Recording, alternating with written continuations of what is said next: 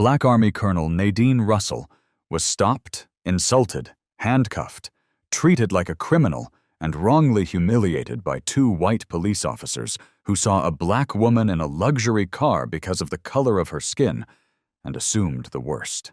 They didn't ask. They didn't investigate. They attacked. What didn't they know? She wasn't anybody. And the call she made that night wasn't routed to a lawyer. It was routed straight to the Pentagon. This story will make you angry, proud, and maybe even hopeful, because what began as a racist abuse of power ended with federal indictments, sweeping reform, and the rise of a new symbol of justice. If you believe in truth, in dignity, in accountability, don't just watch. Like, comment, and subscribe.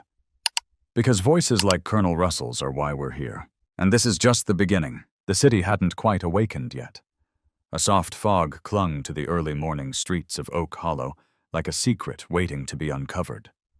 Street lamps still burned pale yellow overhead, casting long shadows across sidewalks slick with dew. Somewhere in the distance, a delivery truck rolled over potholes, its tires thumping rhythmically, the only disruption in a silence so delicate it felt sacred. Colonel Nadine Russell eased the black Lexus ES350 to a gentle stop at a red light, her gloved hands resting calmly on the steering wheel. She exhaled slowly. Even with the windows rolled up, she could smell the faint scent of damp earth and wet leaves. It reminded her of early drills at Quantico, long before the weight of stars on her collar or the ache in her knees had begun to settle into her bones. She was 54 years old now, a decorated intelligence officer, a woman who had stared down warlords, built dossiers that shifted entire operations, and walked corridors where decisions could redraw borders. But this morning, all she wanted was a quiet drive across the town she used to call home. Her mother's house sat just beyond the bridge, nestled on a modest street with cracked pavement and porch lights that flickered even when new bulbs were screwed in tight. It had been 8 months since her last visit. She glanced briefly in the rearview mirror, not out of paranoia, just instinct. Years of training never fully turned off. The Lexus purred softly, its engine as quiet as her thoughts. Dressed in civilian clothes, a navy turtleneck, wool slacks, and a fitted blazer, Nadine looked like any other professional woman driving into the heart of her hometown. But she was far from ordinary. And Oak Hollow, despite its new facade of clean sidewalks and boutique coffee shops, hadn't forgotten that. A pickup truck passed by in the opposite lane. The driver, a white man in his 60s, slowed just enough to peer into her window. His expression didn't shift. Not quite hostile, not quite friendly. Just long enough to make it known. He saw her. She didn't react. She had grown used to the stares, the kind that lingered, calculated, measuring. She'd first noticed it in this very neighborhood decades ago, back when she was a teenager walking home from school in her ROTC uniform. Back when her presence had made some people lock their car doors or step off the sidewalk entirely. Some things changed. Some didn't. Her mother had told her, "This place has its ghosts, baby. Just make sure you're not one of them." The light turned green.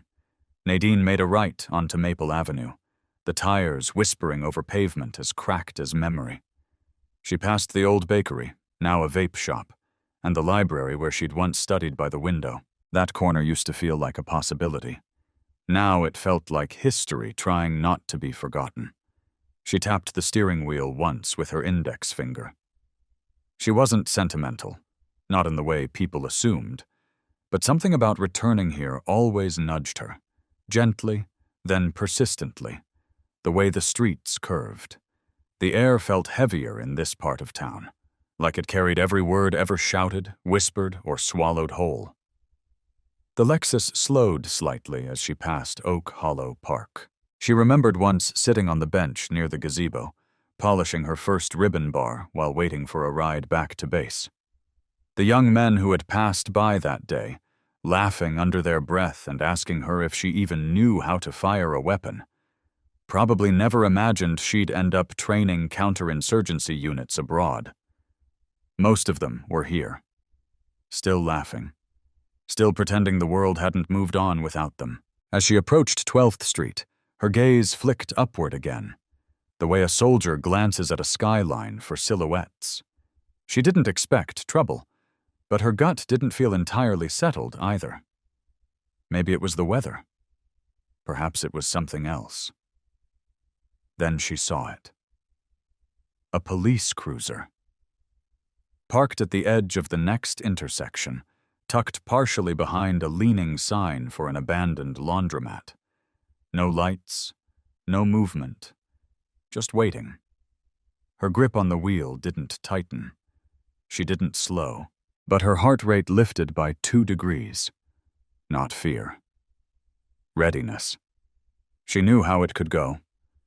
A woman like her, black, poised, alone in an expensive car, was often an invitation to suspicion. Her military plates had been removed years ago, not out of shame, but as a strategic move. The less that gave her away, the better. As she passed the cruiser, she caught the faint gleam of eyes behind the windshield. One officer is in the driver's seat, another is the passenger's seat. Heads turned, followed. The cruiser didn't move immediately, but she knew. A moment later, red and blue lights flashed in her rearview mirror. Brief, controlled. Just long enough to say, "You. Stop. Now."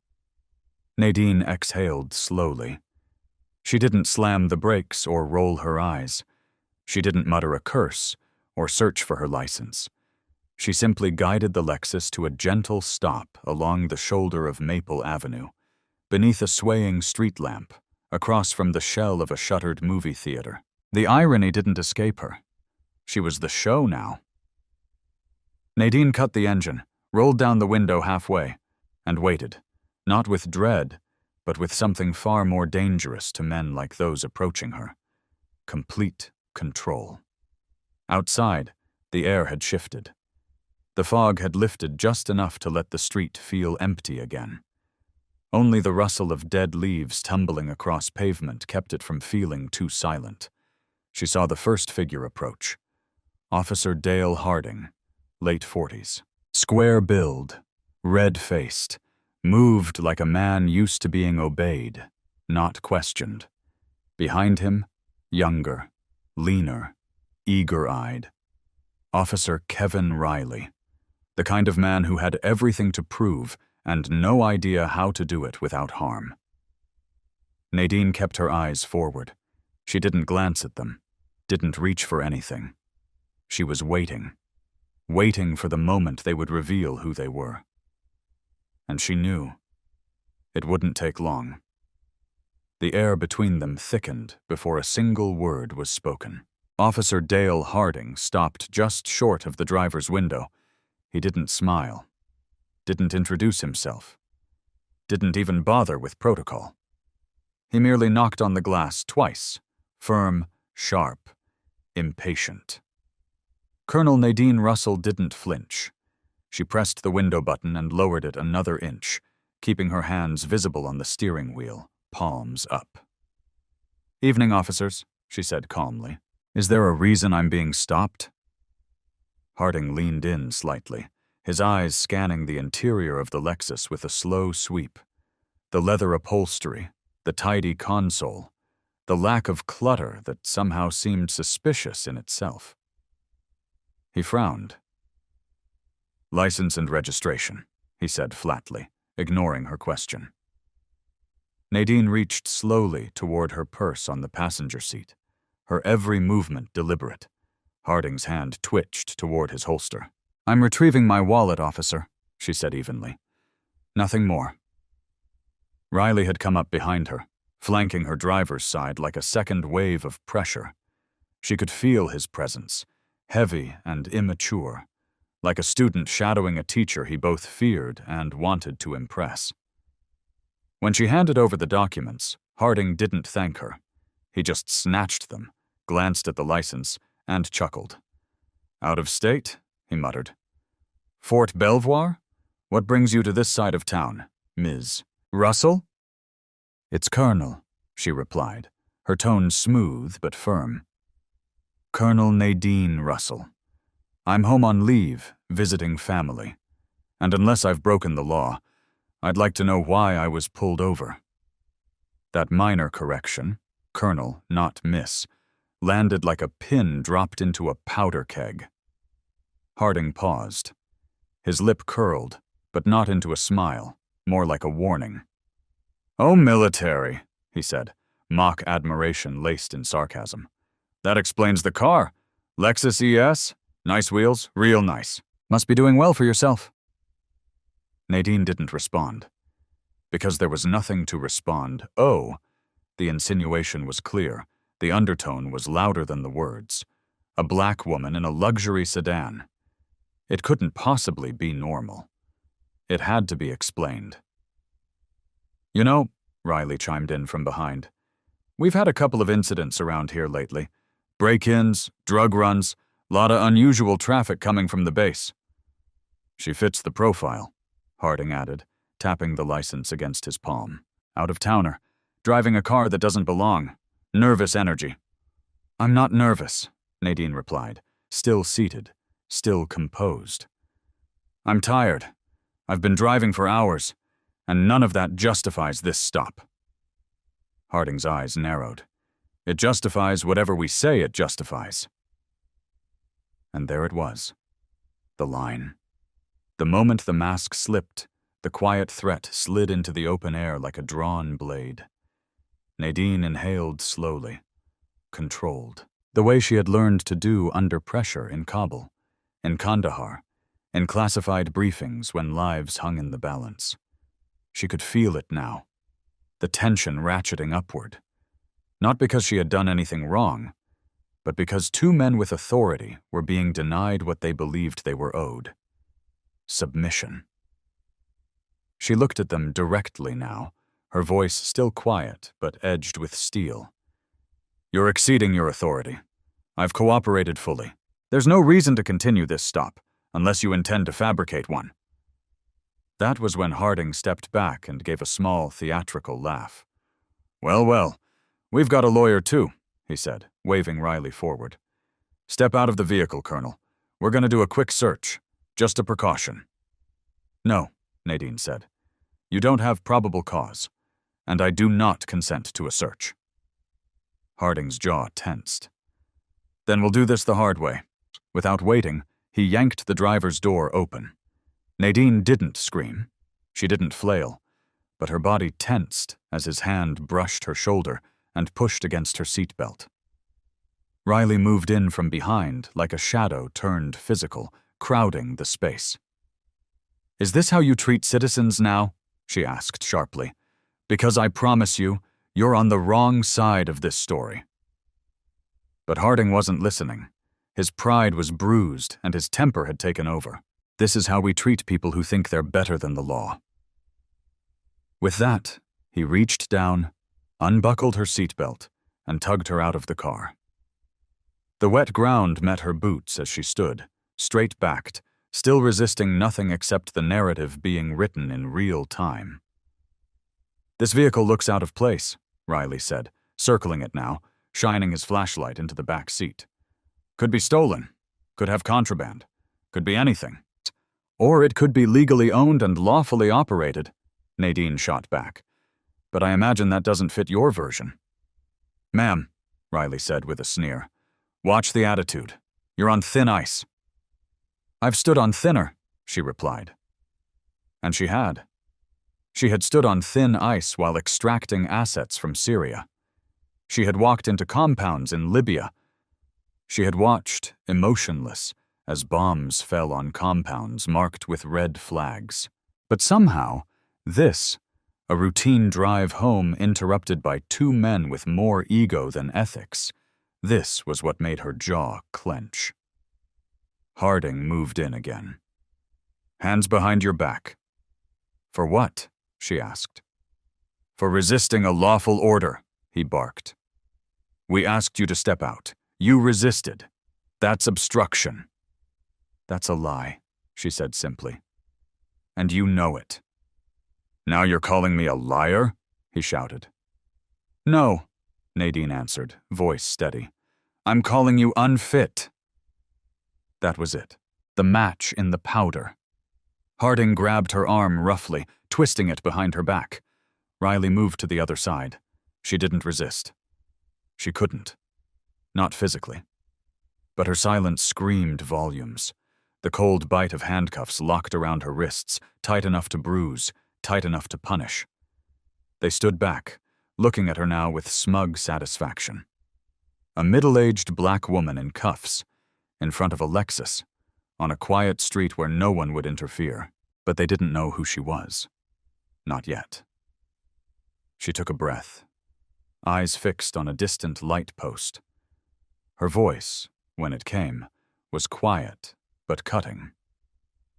"You've just made a mistake that will follow you for the rest of your lives." Harding leaned in close, his breath sour with the power of his words. "Lady, in this part of town, I am the law." Nadine smiled, just a little, the kind of smile that isn't joy. It's a prophecy.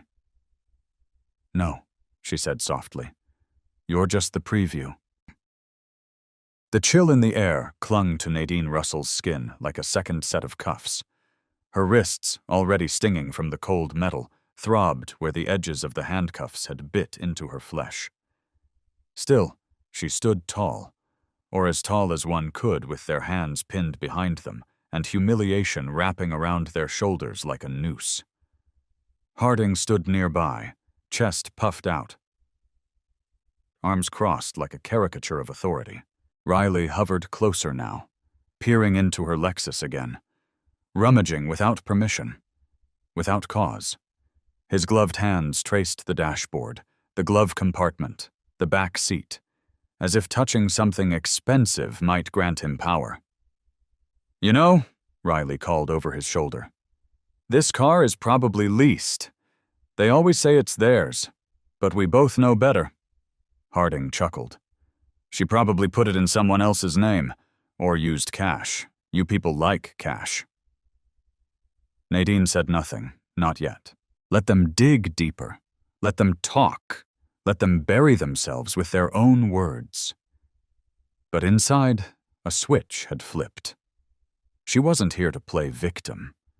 She was calculating now, measuring angles, consequences, voices, actions. She'd been trained for battlefield pressure, not backstreet corruption.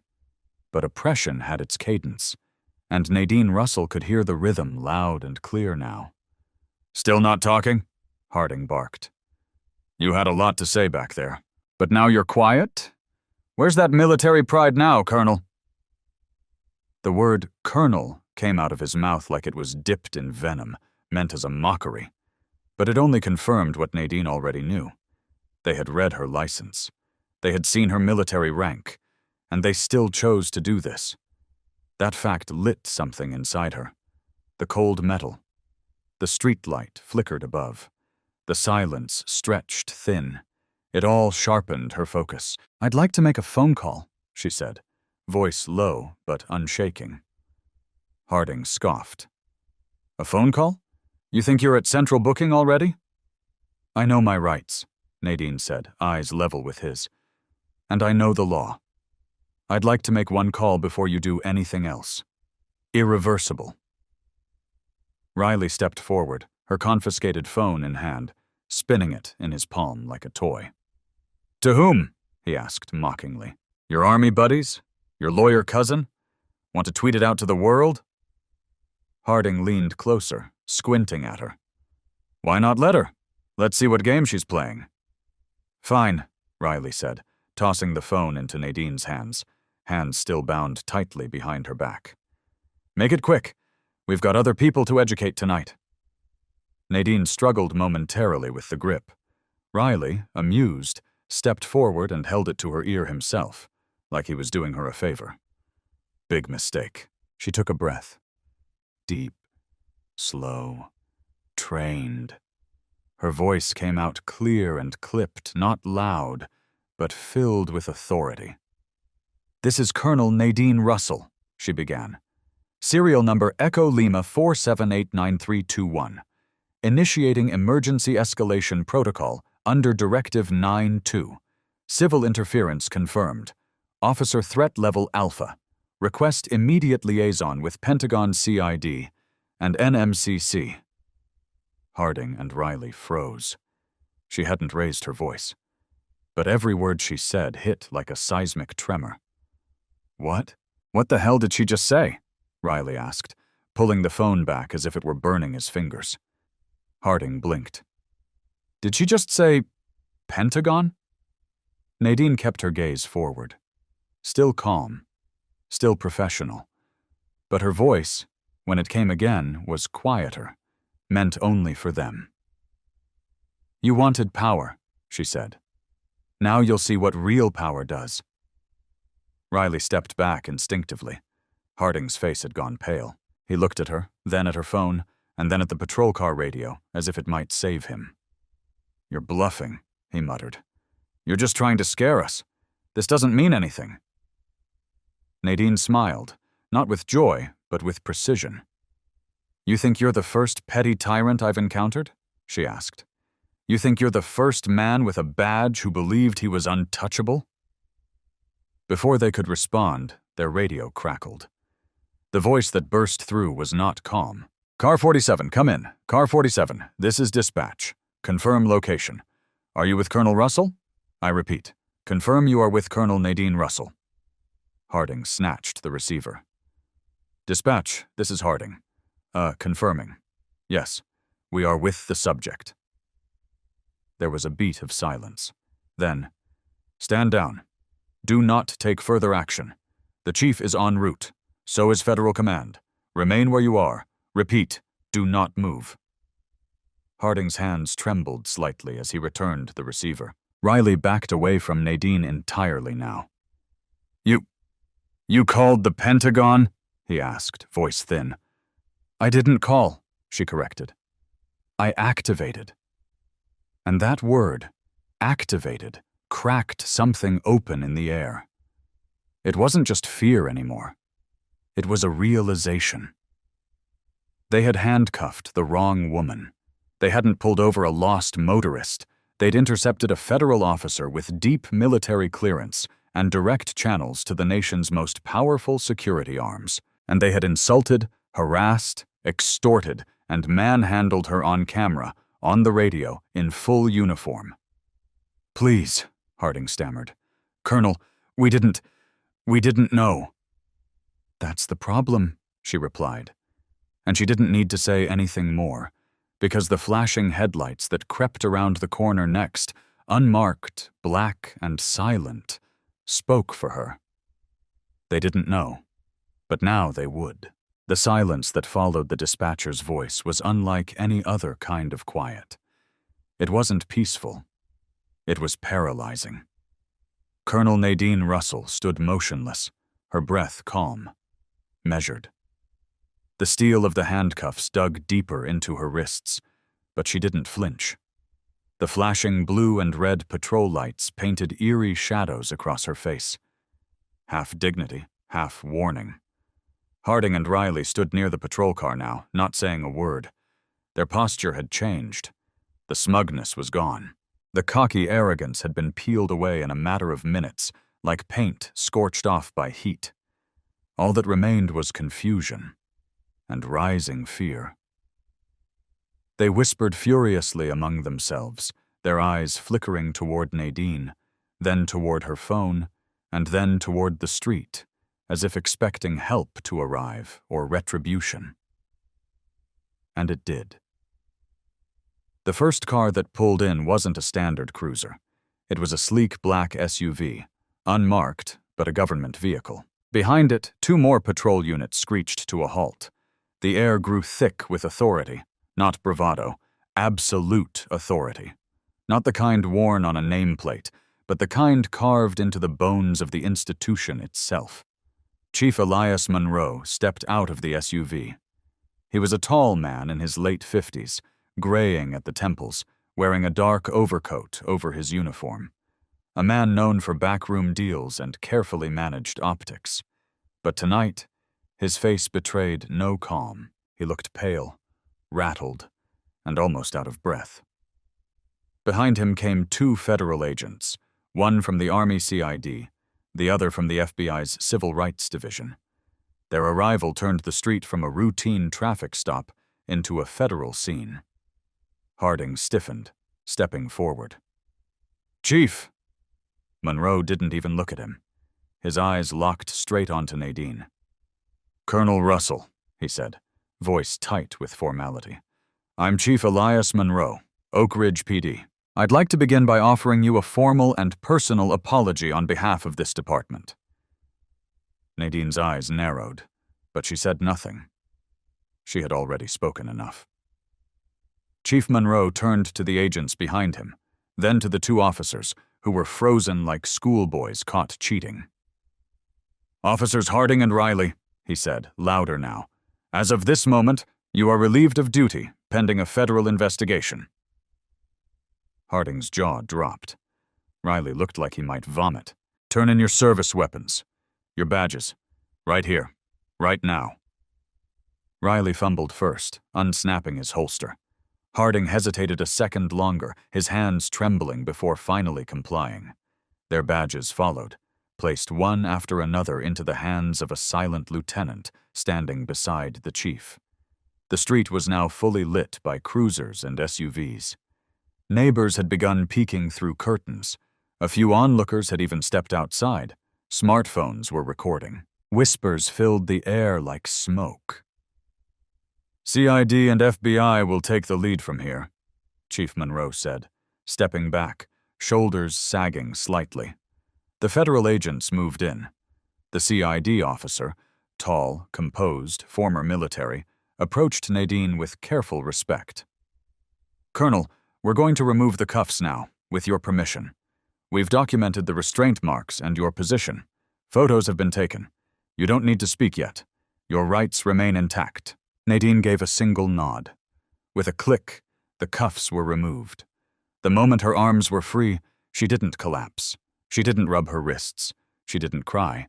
She simply folded her hands in front of her, calm, centered, composed, like the trained officer she was.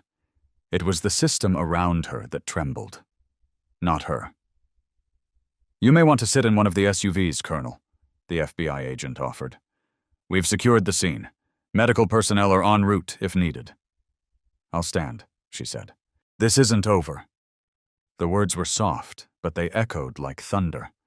Harding tried to speak. "Colonel, This was—" The FBI agent cut him off. "Officer Harding, save your statements for your federal deposition.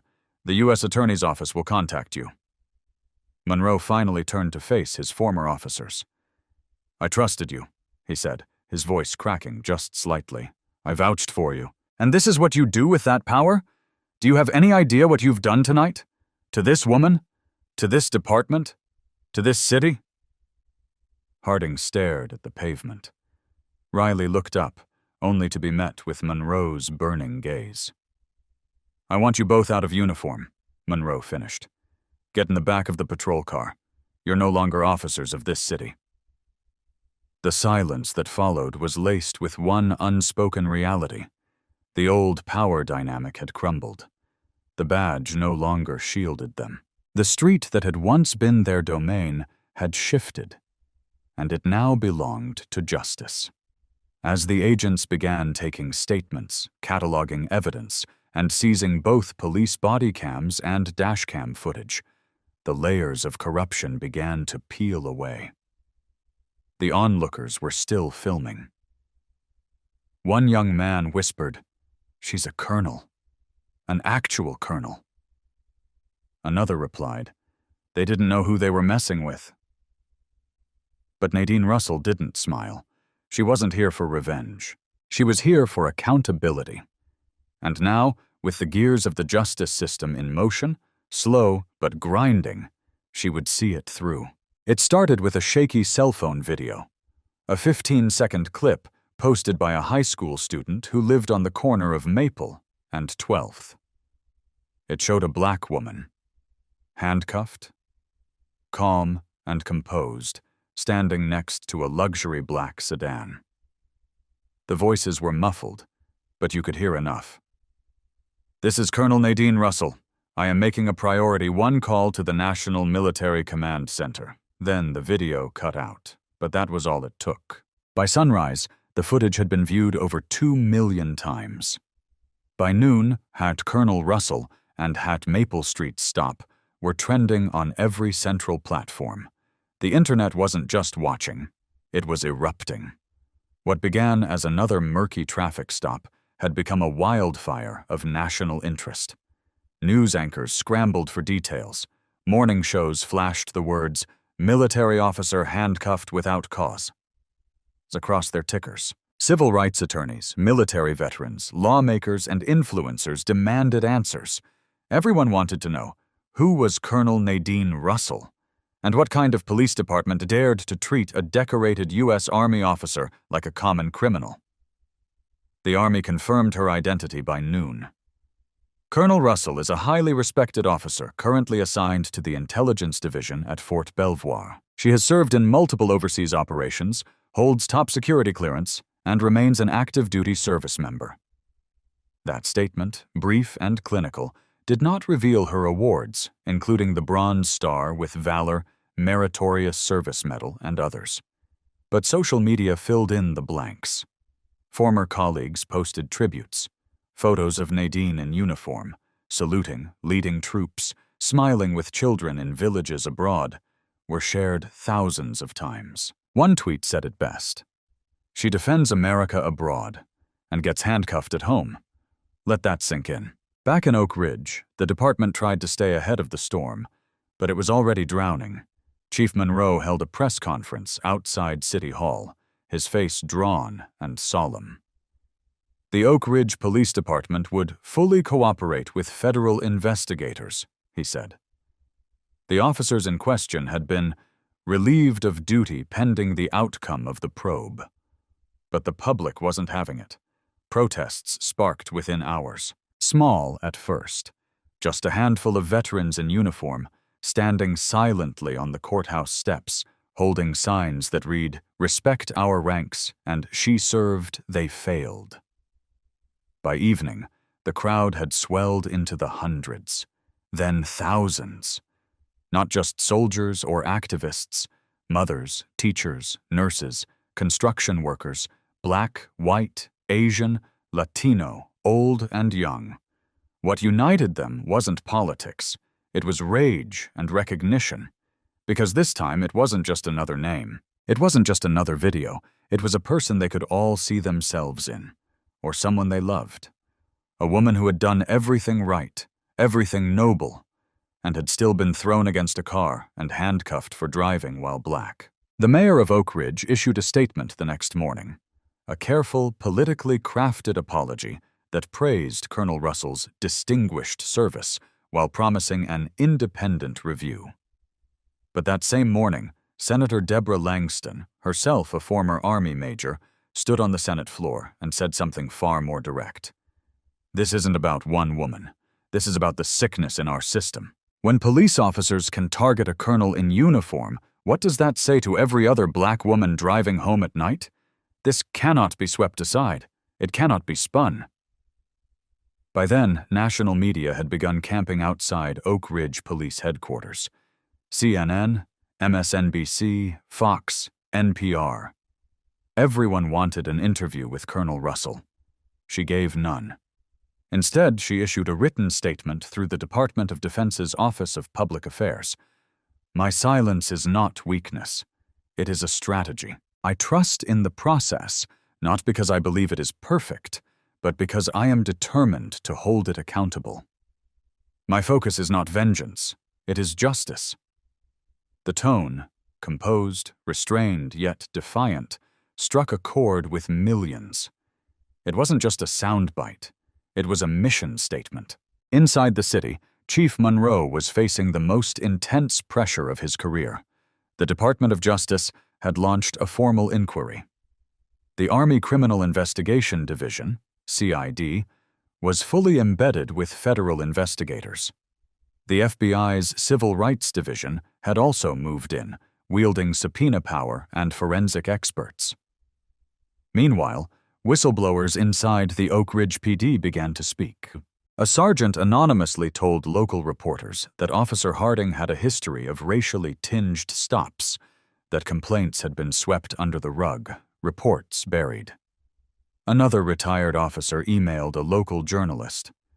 Harding always targeted black drivers with expensive cars. We all knew it. Nobody said a thing. That's on us.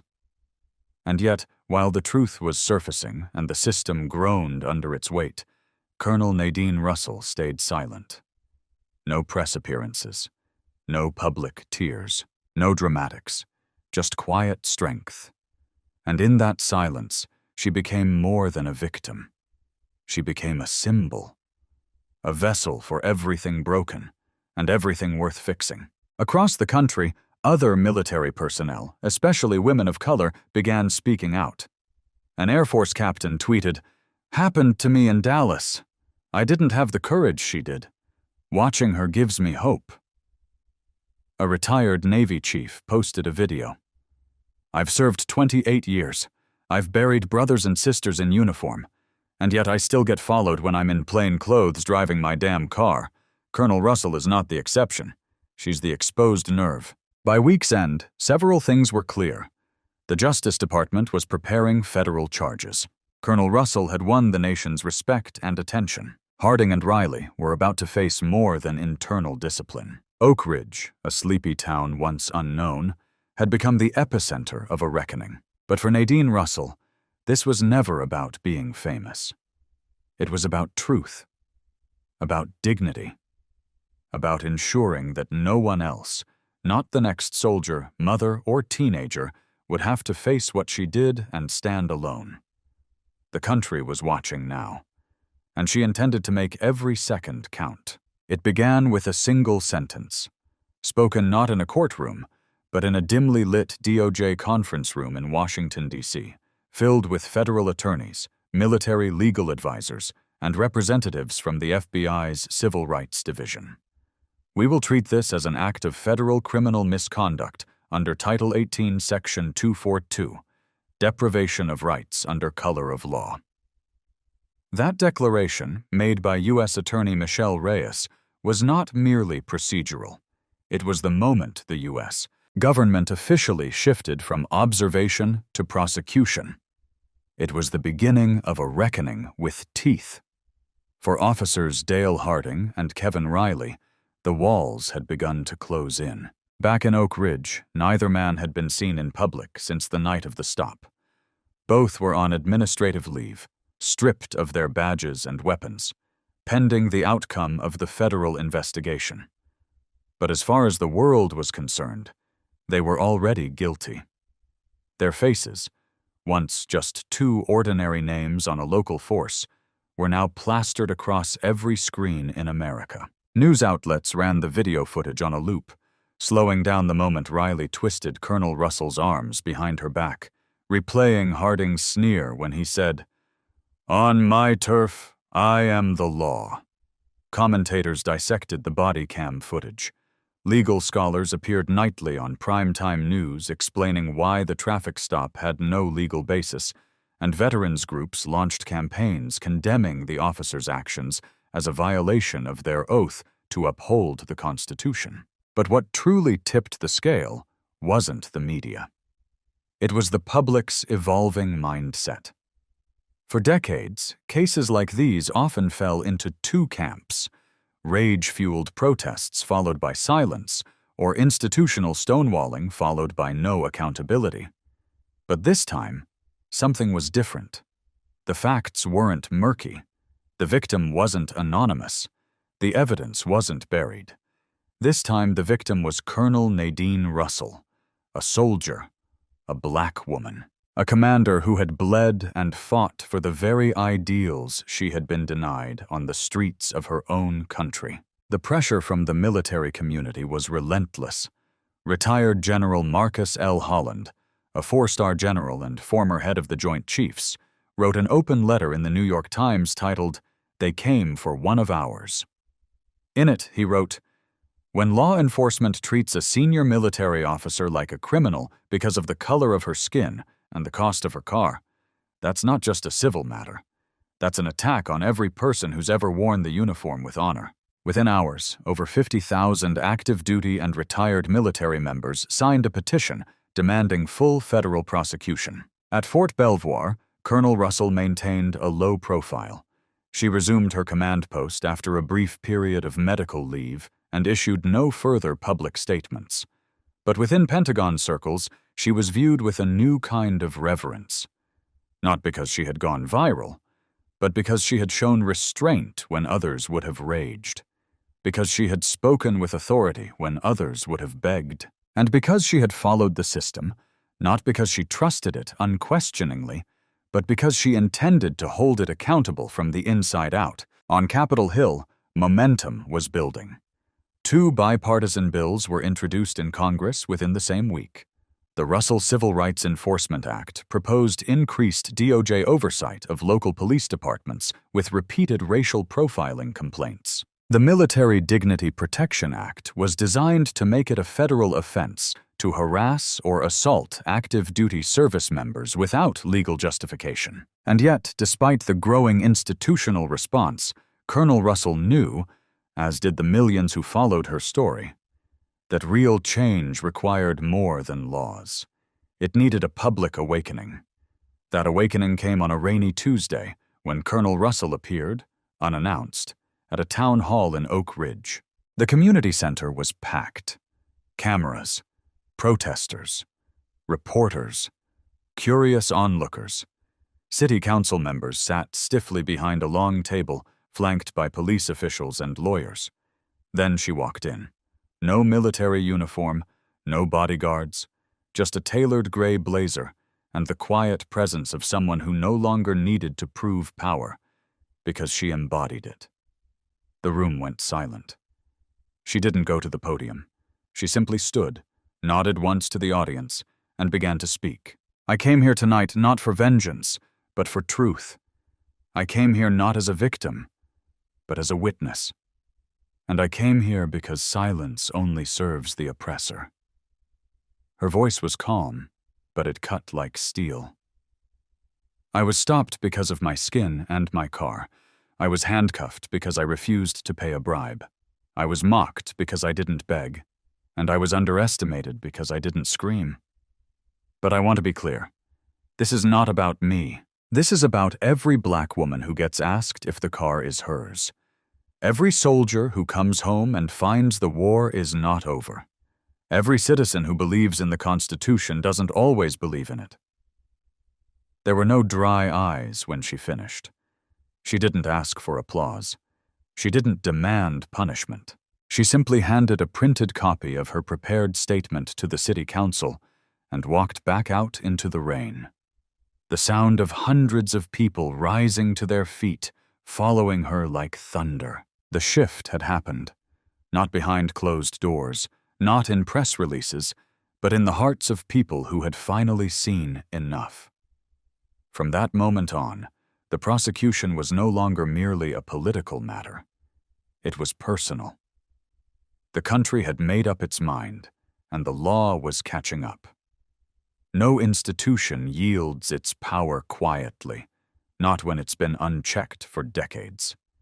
And Oak Ridge's system had grown far too comfortable with its silence. In the days following Colonel Nadine Russell's public town hall appearance, things moved swiftly on the surface. Public apologies, promises of reform, and televised condemnations from city leadership. But underneath that polished layer of contrition, a far more insidious current began to swell. The system was preparing to strike back. And Nadine Russell had just become its most dangerous threat. It began with a leak. A supposed anonymous source within the city government sent documents to a fringe news outlet claiming that Colonel Russell had exaggerated the incident, accusing her of playing the victim for political gain. The leak alleged that her military credentials were inflated, that she had previous complaints of insubordination, and that she was using the case for a potential book deal. Within 24 hours, the smear campaign had begun. Social media was flooded with doctored photos, misleading quotes, and hashtags like #RussellHoax and Not a Saint. Cable commentators with known biases ran nightly segments questioning her attitude during the stop, conveniently ignoring the racial slurs, the handcuffs, and the attempted extortion. The goal wasn't to disprove the facts. It was to blur them, to create just enough doubt to stall momentum. Colonel Russell's legal team issued a swift rebuttal. Her service record, reviewed and confirmed by the Department of the Army, was impeccable. The allegations were baseless, but the damage was partially done. Even as the federal case moved forward, public opinion, once a wave, began to splinter, and comment threads turned hostile. Threats began appearing in her inbox. Her mother's house was egged at night by a car that sped off before anyone could get a plate number. It was a clear message. We know who you are. Stay quiet. Go away. But Nadine Russell had faced death in war zones. She had led soldiers through fire and famine, and she was not about to be silenced by digital cowards or bureaucratic snakes. Behind the scenes, even more disturbing developments emerged. An internal memo from the Oak Ridge Police Department, uncovered by an investigative journalist, revealed that Officers Harding and Riley had powerful allies. One of those allies, Assistant Chief Martin Weldon, an old-school enforcer with a history of covering up misconduct. The memo detailed a retaliation plan, coded in vague administrative language, that included internal resistance to federal subpoenas, back-channel pressure on prosecutors, and attempts to regain narrative control. In plain English, protect the badge at all costs. This wasn't about two rogue officers anymore. It was about an entire structure that had learned how to survive off silence. Then came the grand jury sabotage. After weeks of meticulous preparation by the DOJ, the federal grand jury was scheduled to hear the case for formal indictments. But hours before the session, a key military witness, an Army psychologist who had evaluated Colonel Russell after the incident, received a threatening letter at his private home. The message was clear. Withdraw your statement, or we expose your secrets. He nearly complied, but instead, he did something braver. He reported it to federal agents. Within days, the FBI tracked the threat back to an untraceable burner phone purchased in Oak Ridge. The person who sent it knew what they were doing, and they knew who they were targeting. Even the jury pool had been tampered with. 2 potential jurors were found to be related to officers within the Oak Ridge Police Department, a fact not disclosed until the vetting process exposed it. The city's machinery was doing everything it could to delay, deflect, and derail the process, but they had underestimated how many eyes were now watching when the Washington Chronicle published an exposé titled Oak Ridge versus the Truth. The veil was lifted once more. Pulitzer-winning journalist Chloe Evans had spent 3 weeks embedded in the city, and what she uncovered stunned even federal prosecutors. A long pattern of abuse, corruption, and cover-ups. Officers with dozens of complaints who never saw discipline. Mysterious cash payments logged in evidence rooms. And most damning of all, a pattern of targeting black motorists driving expensive vehicles in working-class neighborhoods. Colonel Russell's case was no accident. It was a blueprint. The story went viral within hours. And this time, the smear campaign backfired. Suddenly, Stand with Colonel Russell began trending again. Veterans groups renewed their campaigns. Prominent figures, including a former Secretary of Defense, issued public statements of support. High-profile civil rights attorneys began volunteering to assist her legal team. Even the White House issued a statement, careful and measured, but unmistakable in tone. No American, regardless of race, gender, or rank, should be subjected to illegal abuse under the color of law. We stand by the integrity of our armed forces and the constitutional rights of every citizen. Still, the resistance didn't stop. Colonel Russell received an encrypted message from a former intelligence contact. "You've rattled them more than you know. The deeper you go, the darker it gets. Watch your six." It wasn't paranoia. It was preparation. But Nadine refused to cower. If the system wanted a war of attrition, she was ready. Not with bullets, not with fury, but with precision, discipline, and truth. In a private meeting with her attorney, she made it clear, "This isn't just about me anymore. If we don't push this all the way through, they'll keep doing this. To the next woman, the next soldier, the next kid with the wrong skin and the right car. If they want a war of narratives, we fight on every front. Courtroom, public stage, media, policy. We either crush this machine or we teach it that fear no longer works." Every machine built to suppress eventually meets a moment when it can no longer contain the pressure. In Oak Ridge, that moment arrived not with a bang, but a confession. It started when a man walked into the U.S. Attorney's office unannounced. His name, Sergeant Peter Haskins, 28 years on the Oak Ridge police force. He wasn't on any of the publicized lists. No one had called for his resignation, but he had seen everything, and now he couldn't stay silent any longer. "I know things," he told the receptionist, "and I'm ready to talk, on the record." Within the hour, he was in a federal interview room, guarded not by suspicion, but by protection. The details he provided were staggering. He confirmed that Harding and Riley weren't just two bad apples. They were part of a quietly tolerated culture of racial profiling, intimidation, and off-the-books incentive seizures. He told investigators about an unwritten code. Officers were encouraged to stop suspicious drivers in specific neighborhoods and use their judgment if they found anything worth confiscating. They even had a name for it: clean sweeps. It was, in his words, legalized highway robbery with a badge. Haskins handed over documents, emails, copies of internal memos, photos of cash that never made it into evidence. But the most damning revelation was this. "Colonel Russell wasn't a mistake," he said. "She was targeted. Harding and Riley were tipped off, told to stop that Lexus. They didn't even know who was inside, just that it was a black woman in a car she wasn't supposed to afford." "Who gave the tip?" the investigator asked. Haskins took a deep breath.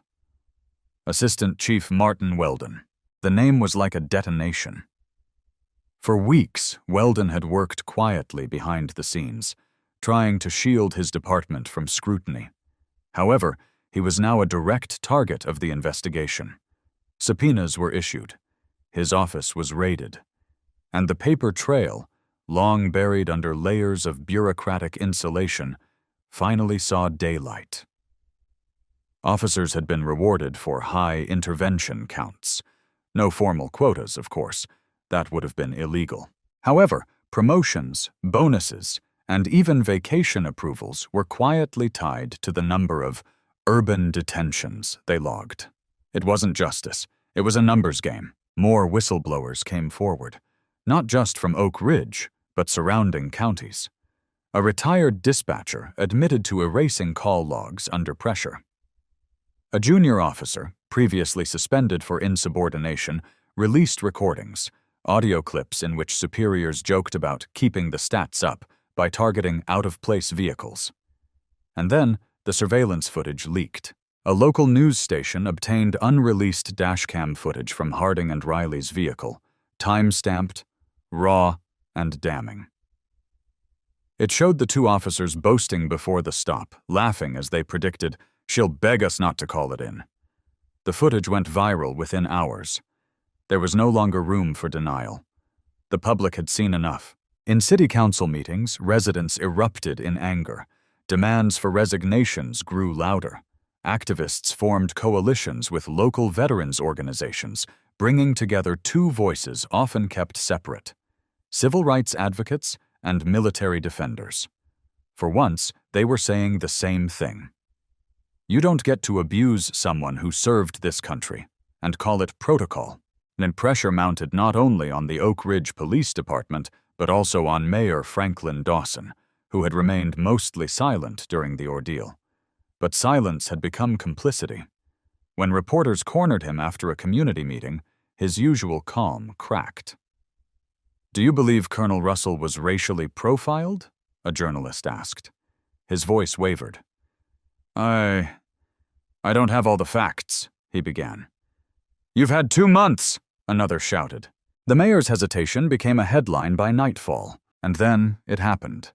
A federal grand jury handed down a sweeping indictment, not just against Harding and Riley, but against 4 more officers, 1 former lieutenant, and Assistant Chief Martin Weldon himself. The charges ranged from civil rights violations to obstruction of justice to conspiracy to commit extortion. The machine had been pierced, and now it was bleeding. Meanwhile, Colonel Nadine Russell remained composed, but unrelenting. She had declined interviews, declined fanfare. She didn't want to become a symbol, but she understood that symbols weren't born from desire. They were forged from fire, and she had walked through one. At Fort Liberty, her military base, she resumed command of her intelligence division, even as the Pentagon quietly elevated her to an advisory position on matters of civil-military equity. Her reputation was not only intact, it was stronger than ever. Young cadets began citing her name with reverence. To them, she wasn't just a soldier. She was a reminder that dignity under duress is the most excellent form of discipline. Still, the reckoning wasn't over. Back in Oak Ridge, a civilian oversight committee was formed, an independent body with subpoena power. Community members were elected to serve. Its first act? To conduct a full audit of every stop conducted over the past 5 years, focusing on race, gender, and outcome. Preliminary results shocked even the most cynical observers. 74% of all discretionary stops involved Black or Hispanic drivers, despite those groups making up less than 40% of the population. Less than 8% of those stops resulted in valid charges. In over 60% of cases, the vehicles were high-end models. It was profiling by design, masked as proactive policing. Colonel Russell's case had become something far more significant than a single injustice. It had become a mirror held up to every department, every officer, every citizen who ever told themselves, "It's not that bad." Because it was. And someone had finally called it out, not with rage or revenge, but with clarity, with calm defiance, with truth that didn't flinch. Change doesn't always thunder in on horseback. Sometimes it walks in quietly, trailing the footsteps of someone who refused to lower her eyes. For Colonel Nadine Russell, the road back to normalcy was anything but ordinary. Months after the federal trial ended, she sat in her mother's small, sunlit kitchen in Oak Ridge, the scent of baked cornbread filling the air, the sound of birdsong drifting in through the window. The neighborhood, once a place of familiar childhood memories and unspoken tension, had become a symbol of something else entirely: reckoning. On the street where she was once humiliated in handcuffs, people now slowed their cars when they passed. Some honked softly in solidarity. Others nodded with quiet respect. No words needed. They knew what she had endured. They also knew what it had changed. Across the country, ripples spread. The Department of Justice issued new guidelines to local police departments on traffic stop protocols, explicitly citing the Russell case as a catalyst. Officers were now required to log detailed reasons for discretionary stops. Dashcam footage had to be uploaded in real time. Civilian oversight boards were no longer optional in federal grant qualification. In military circles, Nadine's name was spoken with both admiration and gratitude. Younger officers, particularly women and people of color, saw her not just as a war hero or intelligence strategist, but as someone who had navigated 2 battlefields, one foreign and one domestic, and survived both without losing her dignity. She didn't seek the spotlight. But the spotlight came anyway. When Time magazine ran a cover story titled "The Colonel Who Refused to Bow," the photo was simple. Nadine in uniform, seated, not smiling, but resolute.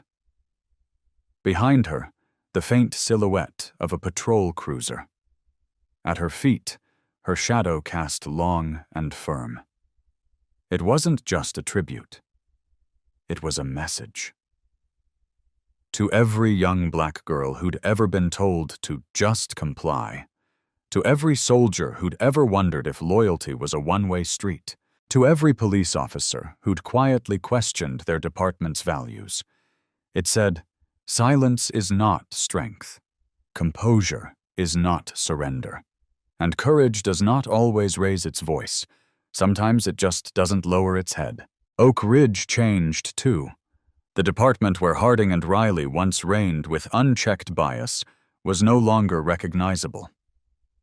Chief Miller, who had issued the public apology and oversaw their suspension, eventually retired early, not in disgrace, but with a quiet understanding that a new generation was needed to heal what had been broken.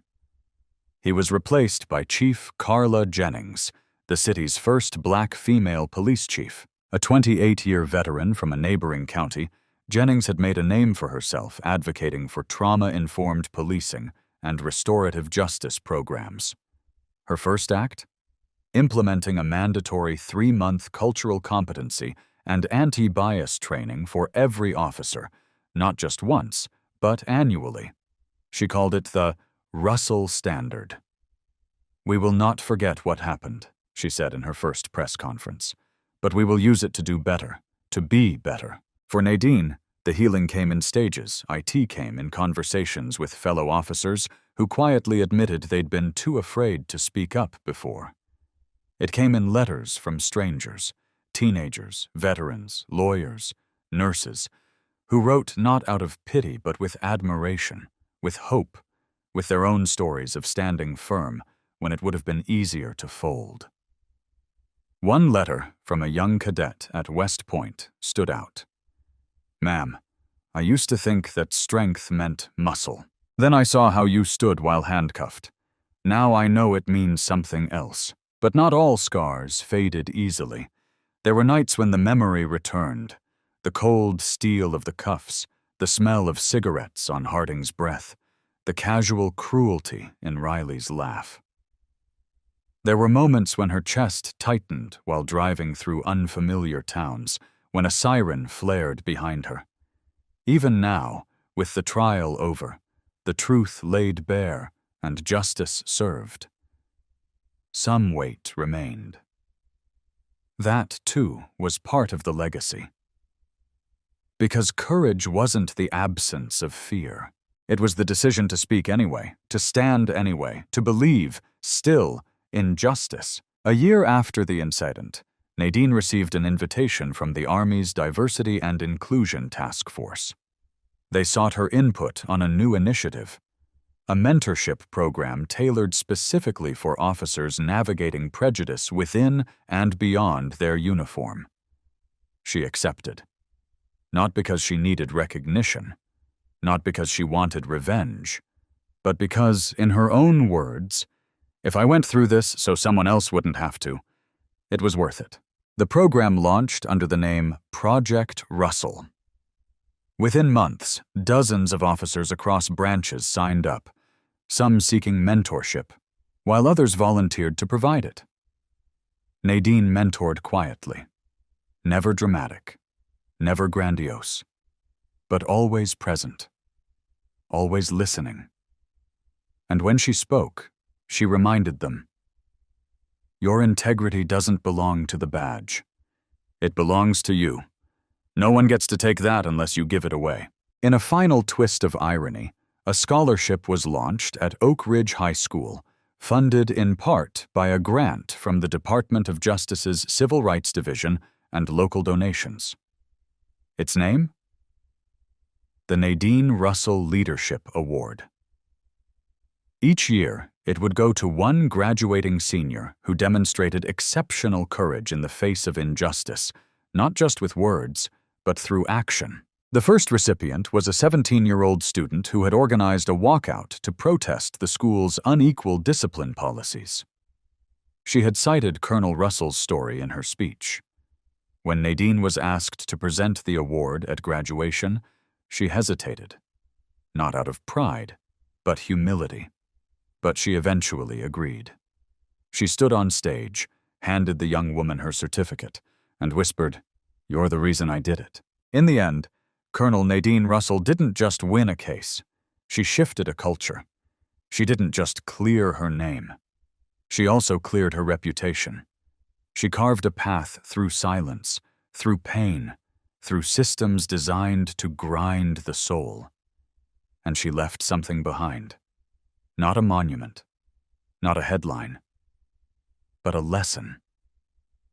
That truth doesn't tremble when challenged. That dignity doesn't disappear under pressure. And that one steady voice, even in cuffs, can echo through an entire nation. Thank you for watching this journey unfold. If this story moved you, if it made you think, feel, reflect, please like, comment, and subscribe. Because there are more stories like this out there, waiting to be heard, and more voices like Colonel Russell's, waiting to remind us justice isn't given, it's demanded.